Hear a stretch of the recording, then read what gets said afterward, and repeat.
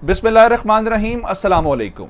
लाखों करोड़ों दुरूदो सलाम मोहम्मद मुस्तफ़ा सल्लल्लाहु अलैहि वसल्लम और आले मोहम्मद पर। मैं हूँ उमर दराज गोंदल और आप मेरा यूट्यूब चैनल देख रहे हैं। नाज़रीन, पाकिस्तान की सियासत आजकल हर लम्हे बदल रही है और दोनों अतराफ जो हैं, यानी जहाँ इमरान खान है और इमरान खान के मुखालिफ जितने ग्रुप्स हैं, जितनी पार्टीज़ हैं, जो उनका मुखालिफ है वो भी अपनी तरफ से हर लम्हे कोशिश कर रहा है कोई ऐसी चाल चले जिसके अंदर इमरान खान को मफलूज किया जा सके या इमरान खान को ज़्यादा से ज़्यादा नुकसान पहुंचाया जाए। लेकिन उनको समझ नहीं आती कि इमरान खान के पास से सरप्राइजेस ख़त्म ही नहीं हो रहे, हर लम्हे के साथ वो नई चीज़ लेके आ जाते हैं जो इनको समझ ही नहीं आती। अब इमरान खान ने एक ऐसा खुफिया हथियार चलाया है जो इनके लिए इनकी समझ और काबू से बाहर है। इमरान खान ने एक वक्त के अंदर दो निशाने लगाए हैं, एक अपना फायदा किया है और इनका नुकसान भी किया है। वो किस तरीके से, ये पहले नंबर के ऊपर बताऊंगा और फिर मैं आपको ये कहता रहा हूं कि ये जो बाहमी चपकलश है, ये जो अदम इस्तेहकाम है, ये जो सियासी लड़ाई है, इसके अंदर पाकिस्तान का फायदा होगा, फायदा किसी का भी नहीं होगा। और वही हुआ है और पाकिस्तान की फौज के 7 जवान जो हैं उनके शहीद होने की तलात आ गई हैं और भरपूर फायदा जिन्होंने उठाना था वो फायदा उठा लिया गया है और एट द एंड नुकसान पाकिस्तान का हुआ है, पाकिस्तान के बेटों का हुआ है, पाकिस्तान की धरती का हुआ है। और फिर मैं एक और खबर आपको देना चाहता हूं कि पाकिस्तान की वो खुफिया दस्तावेजात जो चंद अफराद तक महदूद होती हैं। आपको याद होगा जब इमरान खान खत की बात कर रहे थे तो वहां पे ऑफिशियल सीक्रेट एक्ट की बात की जा रही थी। अब पाकिस्तान के कुछ खुफिया दस्तावेजात उन लोगों तक पहुंचाई गई हैं या उन लोगों को दी गई हैं जो उसके अथोराइज्ड नहीं थे। अब इसके ऊपर कौन सा एक्ट लगेगा? आया ये जानबूझ कर किया गया है या फिर इसकी कोई इजाज़त ली गई है? और फिर मैं आपके सामने ये जो आजकल शोर मचा है ना घड़ियों और हार वाला, एक ऐसी बात बताऊंगा कि अब आपको मजीद किसी की बात के ऊपर सुनने की जरूरत नहीं है। ये प्रोपेगेंडा से ज़्यादा चीज़ें कुछ नहीं है। ये डिटेल्स आपके सामने रखने से पहले आपसे गुजारिश करूंगा, अगर आपने अभी तक चैनल सब्सक्राइब नहीं किया और आप चाहते हैं कि आपको मुस्तनद और बरवक्त खबरें मिलती रहें तो हमारा चैनल सब्सक्राइब कर लीजिए, बेल आइकन के ऊपर क्लिक कर लीजिए ताकि हमारी आइंदा आने वाली वीडियोस बर वक्त आप तक पहुंच रहे। मामला इस वक्त सारी नजरें कप्तान के ऊपर हैं। आज सबसे पहले एक खबर आई जी, इमरान खान जो हैं वो एक प्रेस कॉन्फ्रेंस करने वाले हैं। अच्छा, कुछ सहाफ़ी हैं सो कॉल्ड, उन्होंने कुछ बड़े और एक्टिविस्ट हैं ट्विटर के ऊपर और उन्होंने ये खबर ब्रेक की जी, मेरे राय बता रहे हैं इमरान खान प्रेस कॉन्फ्रेंस करने वाले हैं और इस प्रेस कॉन्फ्रेंस के अंदर वो डीजी ISPR को जवाब देंगे या उनकी उस प्रेस कॉन्फ्रेंस का जवाब देंगे।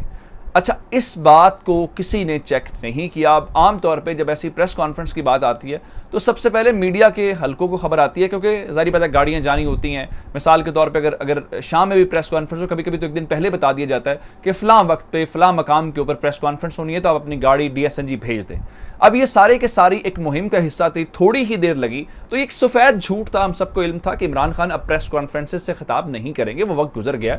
अब Imran Khan former prime minister हैं। अब प्रेस कॉन्फ्रेंस को बड़ी सेंसिटिव नौयत की हो या कोई बहुत ही बड़ी बात हो तो उसकी समझ आती है। इस मामले के ऊपर इमरान खान कम अज़ कम प्रेस कॉन्फ्रेंस नहीं करेंगे। असल मसला यह है कि कुछ हल्के चाहते हैं कि लड़ाई हो या उनका ख्याल यह है कि कोई ना कोई ऐसी हरकत करते रहें कि उनको तवज्जो मिलती रहे। मैं आपको ये बात बताऊं कि ये सफ़ेद झूठ था, कोई प्रेस कॉन्फ्रेंस नहीं होनी थी। अब आते हैं खुफिया हथियार की तरफ। इमरान खान हुकूमत गिराने के पीछे बाकी साजिशें, खत खतूत, जो कुछ भी हो, जो अगली हुकूमत इंपोर्ट की गई है या इंस्टॉल की गई है या जो लाई गई है या जो आई है, उसके सामने 3 बड़े काम हैं। उन 3 बड़े कामों में से एक ऐसा काम है जो ओवरसीज वोटिंग से मुतल्लिक है, यानी जो समंदर पार पाकिस्तानी हैं उनसे वोट का हक छीन लिया जाए। अब सोचने की बात यह है, ये जो समंदर पार पाकिस्तानी हैं इनसे नून लीग वाले या पीपल्स पार्टी वाले इतने डरते क्यों हैं? उनकी वो भी उतने ही पाकिस्तानी हैं जितने हम पाकिस्तानी हैं, बल्कि हमसे तो ज्यादा पाकिस्तानी हैं, जो बेचारे बाहर बैठ के कमाते हैं और dollars, billions of dollars Pakistan भेजते हैं, जिसपे हमारी रेमिटेंसेज और हमारी इकोनॉमी को फायदा मिलता है। अब आखिर उनसे डर या खौफ किस बात के ऊपर है? असल मसला यह है कि जो समंदर पार पाकिस्तानी हैं वो बड़े समझदार लोग होते हैं, उनका इंटेलेक्ट लेवल चीज़ों को बाहर जाके बहुत अच्छे से समझते हैं, उन सिस्टम्स को समझते हैं और उनको दुख होता है कि पाकिस्तान के अंदर क्या कुछ हो रहा है, इन चीज़ों को बहुत अच्छे से समझते हैं। अच्छा, और वो बाहर जाके जब देखते हैं इतने शानदार रूल ऑफ लॉ निज़ाम, कहते हैं हमारे मुल्क में ये सब कुछ क्यों नहीं हो सकता? हम में क्या कमी है जो न्यूक्लियर बम बना सकते हैं, जो इतनी बड़ी फौज रख सकते हैं, जो अपने आप को इस हद तक ले जा सकते हैं, तो ये काम क्यों नहीं हो सकता? और वो इसलिए इमरान खान के ऊपर अपना सब कुछ निछावर करते हैं क्योंकि इमरान खान ये बातें करता है। अब इस सारी सूरत हाल को इमरान खान ने क्या किया? इमरान खान ने सारी सिचुएशन के दौरान उन्हीं ओवरसीज पाकिस्तानियों से रुजू किया और उनसे कहा है कि चूंकि मैं ये स्ट्रगल कर रहा हूं और आप मुझे सपोर्ट करते आए हैं, तो इस स्ट्रगल के अंदर आपका साथ बहुत जरूरी है और आपका साथ जो है वह पूरे का पूरा ये किस्सा जो है उसको बदल सकता है। 43 सेकंड की एक वीडियो आ गई है जनाब। उस 43 सेकंड्स की वीडियो की वीडियो के अंदर उन्होंने कहा है कि चूंकि मुल्क के अंदर हुकूमत तब्दील की गई है और हम एक हकीकी आज़ादी अगर पाकिस्तान के लिए चाहते हैं, तो ये समंदर पार पाकिस्तानियों से बेहतर कोई काम नहीं कर सकता। अब ये वो समंदर पार पाकिस्तानी हैं जो इससे पहले भी इमरान खान को फंड्स देते रहे, इमरान खान को वाफिर पैसे देते रहे, जिसकी बुनियाद के ऊपर ये फॉरेन फंडिंग केस और इस किस्म के सारे तमाशे शुरू किए गए। आज भी इमरान खान ने उनसे कहा है कि मुझे आपका साथ भी चाहिए, मुझे फंड्स भी चाहिए। अब ये जो ओवरसीज वाला हथियार है ना, ये खुफिया हथियार इमरान खान का, जो उसकी कामयाबी की वजह भी है, उसकी पावर भी है, उसकी स्ट्रेंथ भी है। अब उसने उनसे ये कहा, क्यों कहा है? यानी आप ये कहेंगे कि इमरान खान हर वक्त पैसे देने की बातें करते हैं, इस फंड्स में दे दो, उस फंड्स में दे दो। असल मसला ये है कि जब आप कैंपेन लॉन्च करते हैं, इतनी बड़ी मुहिम चलाते हैं, तो उसके लिए फंड्स चाहिए, उसके लिए पैसा चाहिए। अब आपको अंदाजा है कि पाकिस्तान के अंदर इस वक्त सब फजाएं, सब हवाएं और सब अदाएं इमरान खान के खिलाफ है। पूरा सिस्टम इमरान खान के खड़ा है और अकेला इमरान उस सिस्टम का मुकाबला करने की कोशिश कर रहा है। तो इसलिए ये जरूरी था और ये समंदर पार पाकिस्तानियों से बेहतर कोई नहीं कर सकता। दूसरे नंबर के ऊपर चल के कैंपेन ये लॉन्च की जा रही है, चूंकि इमरान खान ने पूरे मुल्क के अंदर जाना है, एक बड़ी कैंपेन, मैसिव कैंपेन लॉन्च करनी है, इलेक्शन भी आ गए, तो इसलिए इमरान खान के पास एक हेलीकॉप्टर अपनी पार्टी का होना चाहिए, ना कि ये हो जी जहांगीर तरीन का हेलीकॉप्टर था, अलीम खान का हेलीकॉप्टर था। इस बात को लेके भी कैंपेन है और बहुत सारे लोग ट्विटर के ऊपर, मैंने खुद ट्वीट्स देखे हैं, वो डोनेट करते नजर आ रहे हैं कि जनाब मेरी तरफ से इतनी अमाउंट, मेरी तरफ से इतनी अमाउंट जो इमरान खान के हेलीकॉप्टर के लिए। अब इस सारी सूरत हाल के दौरान आप आते हैं उस नुकसान वाली बात के ऊपर। मैंने आपको कहा था कि जो सियासी अदम इस्तेकाम है या ये जो बाहमी हमारी कश्मकश है, ये जो बाहमी कन्फ्रंटेशन है, ये हमें नुकसान पहुंचाएगी। हमें नुकसान से मुराद ये है कि कोई ऐसी ताकत जरूर है जो इससे फायदा उठाएगी और पाकिस्तान को नुकसान होगा। आप यकीन माने वही हुआ है। और हुआ ये है कि पाकिस्तान की फौज के ऊपर हमला किया गया है और ISPR ने इस हमले की तस्दीक की है और अब तक की इतलात के मुताबिक पाकिस्तान की फौज के 7 जवान जो पाकिस्तान के मुख्तलिफ इलाकों से फौज में भर्ती हुए और जाहिरी बात है मुल्क की खिदमत करते हैं, मुल्क का दिफा करते हैं, वही हमारे हीरोज़ हैं, वही हमारे असल असासा हैं जिस पे कौम के उन बेटों पे हमें फ़ख्र होना चाहिए। कोई भी अपनी जान देना नहीं चाहता, कोई मरना नहीं चाहता, हर कोई ज़िंदा रहना चाहता है। तो इसलिए जो अपनी जान धरती माँ पे कुर्बान करते हैं, उनसे ज़्यादा मुहिब वतन कौन हो सकता है। तो जनाब उन 7 जवानों की शहादत हुई है। पाक अफगानिस्तान जो बॉर्डर है उसके ऊपर शिमाली वजीरिस्तान के इलाके में हमले के दौरान 4 दहशत गर्दों को भी फड़काया गया है और ISPR ने इसकी तस्दीक की है।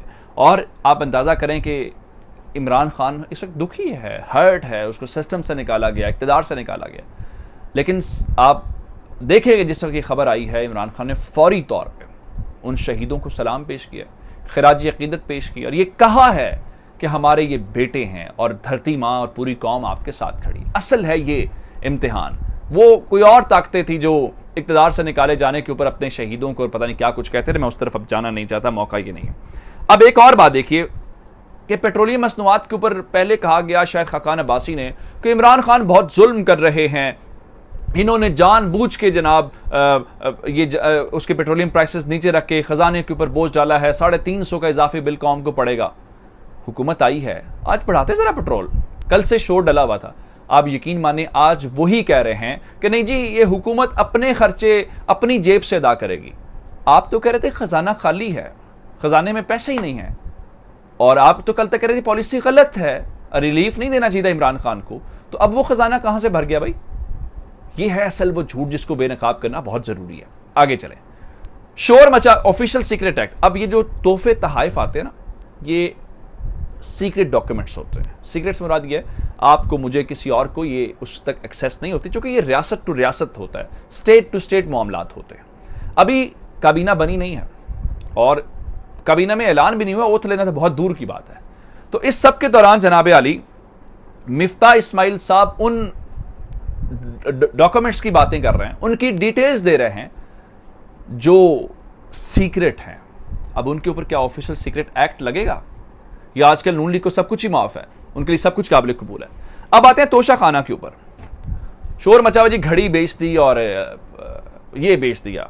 एक तो फवाद चौधरी ने कहा देखें, जब आप खरीदते हैं, जो लॉ आपको कंसेशन देता है उसमें से खरीद के आपकी चीज़ें बेचें, लेकिन मैं आपको उससे बड़ी बात बताना चाहता हूँ। नदीम मलिक साहब का एक इंटरव्यू है, उस इंटरव्यू के अंदर इमरान खान ने सारी कहानी खुल के बता दी है और ये बता दिया है कि जनाब वो जो तोशा खाना वाला तमाशा लगा हुआ है वो बुनियादी तौर पे मैंने घड़ी ली हुई थी, इसमें कोई शक नहीं है, लेकिन मैंने कहीं सड़क बनवानी थी अपनी जेब से। हालांकि ये बात तो भी हो सकती है कि इमरान खान गवर्नमेंट के अंदर थे, गवर्नमेंट, लेकिन कहा जी मैंने वो बेच के उसमें से पैसे बचा के मैंने वो सड़क बनवाई। नदीम मलिक का इंटरव्यू, उसके साथ इंटरव्यू देते बहुत पहले की बात है। ऐसे ही जनाब एक शोर तमाशा लगा।